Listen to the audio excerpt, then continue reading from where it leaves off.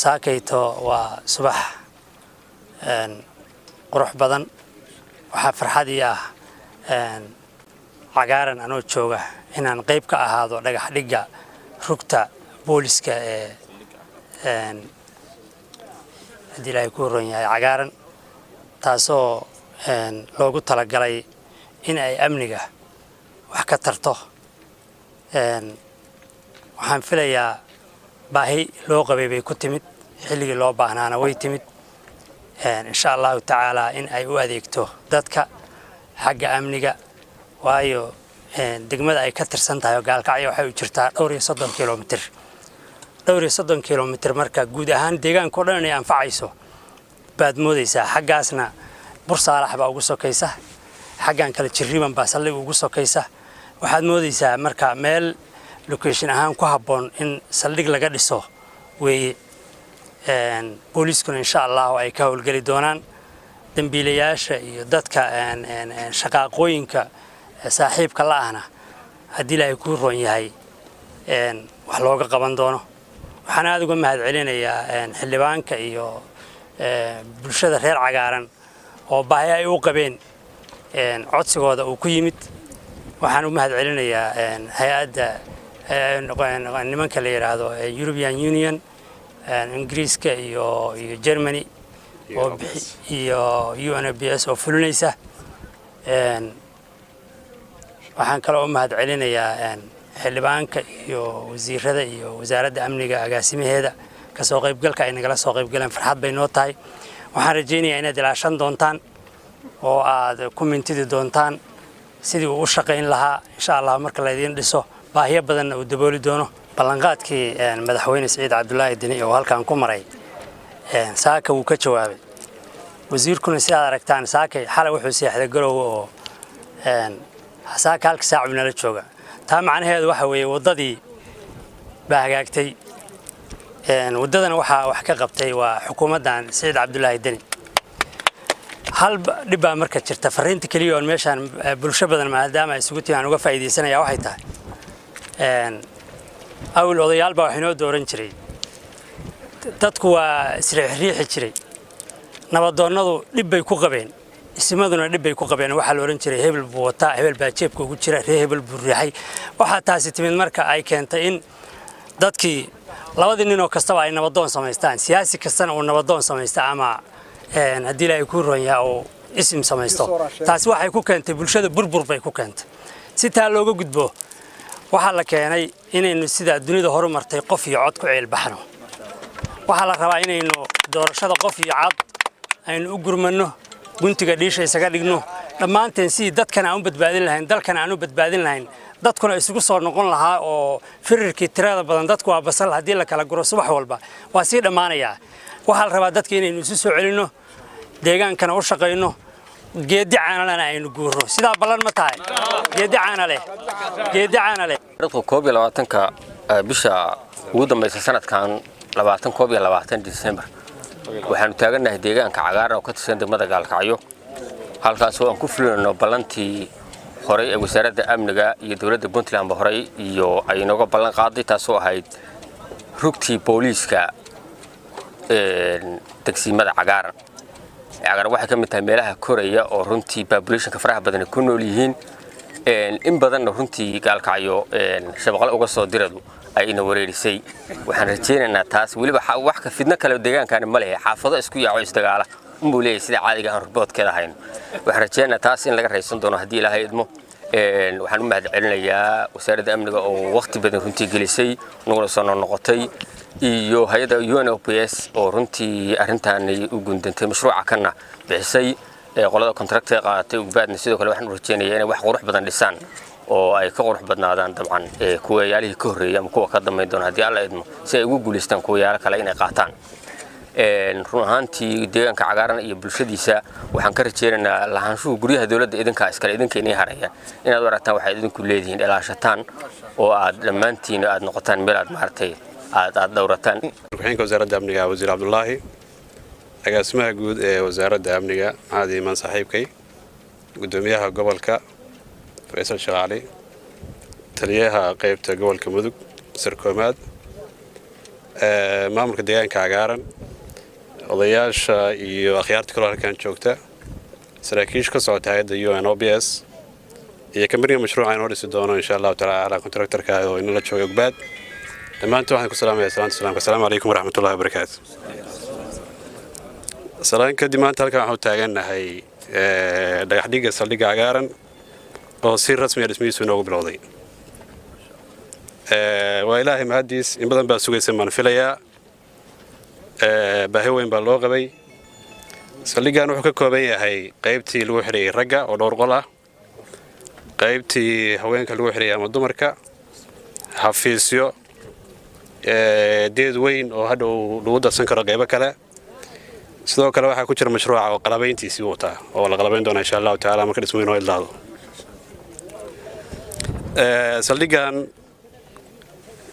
insha Allah baahi weyn baa loo qabay sidaan hore u sheegayba wuxuu dibooli doonaa baahidii saldhig ee ka jirtay deegaanka cagaaran iyo nawaaxigeeda waxaad uga maarmi doontaan inaad gaalkacyo ka sugtaan in idinka yimaado waxaad kaga maarmi doontaan insha Allah ta'ala in qofka la yiraahdo gaalkacyo la waco hala soo ordo laba dagaalise ama dhibaato jirta binillahi kariim baahidaas oo dhan waxa qabtiri doonaa saldhiggan iyo mashruucan waxaan uga mahadcelinayaa madaxweynaha dowladda Puntland Sidi Cabdullaahi Dani oo runtii markaan u gudbiyay baahida saldhig ee magaalada ka jirta oo in magaaladu weyn tahay population-keedu tiro badan yahay baahida saldhigna ay ka jirto runtii u weel qaaday oo bilow ilaa dhammaad igala shaqaynayay in saldhiggan uu hirgalo aad baan ugu mahadcelinayaa wuxuu ku daray baahiyaha hortiminta leh oo ay tahay in laga jawaabo sidoo kale waxaan mahadcelinayaa wasaaradda amniga oo runtii door muhiim ah ka qaadatay oo aad uga soo shaqaysay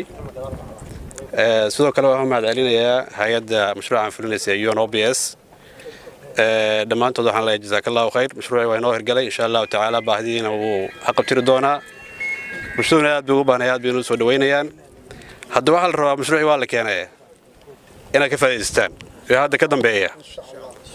haddii la waayay waxba sheegi lahaydeen haddii la keenay badalkeedii baa idinka rabaa inaad sheegtaan akhyaarta reer cagaaran ee nagala soo qayb gashay madashan quruxda badan ee aan ku fulinayno ballanqaad aan bilo ka hor halkaan aan uga ballanqaadnay inaan idiin dhisayno saldhig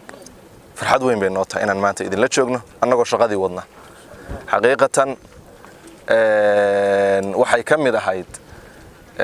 go'aamadii adkaa ee madaxweynaha dowladda Puntland mudane Sidi Cabdullaahi Dani uu qaatay dhanka amniga uu ka qaatay xaqiiqatan saldhigani wuxuu xoojinayaa amniga gobolka Mudug amniga degsiimada cagaaran iyo amniga guud ahaan Puntland waxaan isleenahay madaxweynuhu maalintu halkaan idinku maray ballanqaadku idin ballanqaaday bay ka mid ahayd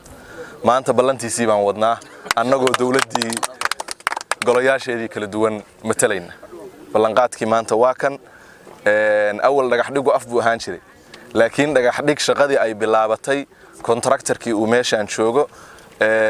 hawshiina ay saaka bilaabanayso waxaan rajaynayaa dadka reer cagaaran inay maxaa la yiraahdaa ka faa'iideystaan mashruucan ilaashadaan dan guud u arkaan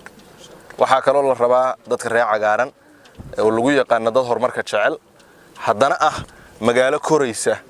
oo marka aad fiiriso magaca degsiimay ka tahay population ahaan iyo degmadu say u weyn tahay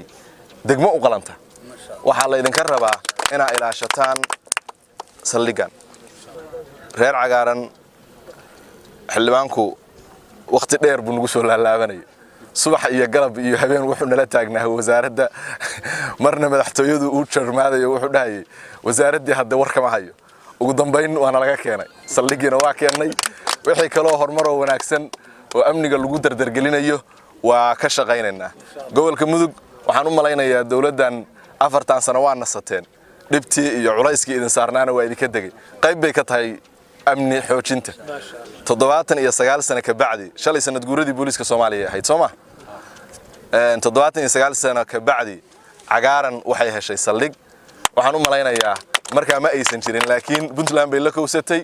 waa deegaan maanta fursad u helay in booliis Soomaaliyeed oo 79 sano ka hor la aasaasay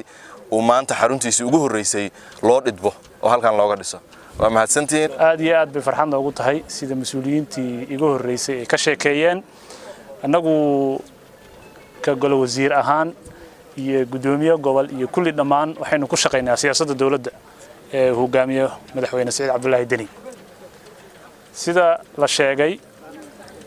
deegaankan cagaaran madaxweynuhu safarkii gobolka Mudug uu ku marayay ballanqaadyadii uu sameeyay waxaa ka mid ahaa saldhigan. saldhigu process buu ku soo jiray ilaahay mahadiis maanta waa kaas maanta shaqadiisu bilaabatay oo dhagax dhig inta la dhagax dhiga laga tagay ma ee waa shaqo madaxweynaha Dr. Saciid Cabdullaahi Deni uu ka shaqeeyay inuu saldhigaasi iyo deegaano kale oo la mid ah inay saldhigaasi ballanqaadyada uu sameeyay inay fulaan. dawladdan uu hogaamiyo madaxweyne Saciid Cabdullaahi Deni gobolkan Mudug faa'iidooyinka ugu badan ee gobolada dawladda intay jidhay ka faa'iiday xag amni iyo xag horumarba. laamiga u dhaxeeyay Gaalkacyo iyo Garowe orod baa lagu soo maray anu saaka xalay Garowe soo seexday saaka hal saacan cagaaran baa idin jooga. marka ilaahay mahad iska leh laakiin dadaal ay dawladdan madaxweyne Saciid Cabdullaahi Deni ay gelisay iyo juhdi ay gelisay horumarkaas buu wuxuu ka yahay in maanta horumarka ay ka qayb qaadato. annaga ka wasaaradda amni ahaan gobolka Mudug saldhigyo fara badan marka ugu yaraato wasaaradda kale iyo wax kale intaan la gaarin dhowr milyan oo mashruuc ah baynu gelinay gobolka Mudug. waxaan ku shaqeynayna waxay ahayd siyaasadda madaxweynaha. marka waxaa loo baahan yahay deegaanka cagaaran oo nasiibku u helay inay saldhigaas casriga maanta loo dhiso inaad noqotaan dadkii ka faa'iideysan lahaa. mashruucaas intuu socdane aad kambaniga dhisaya iyo hay'adda UNOPS oo fuliyaasha ah annaga ka wasaaradda amni ahaan aan kula xisaabtamayno tayadiisa iyo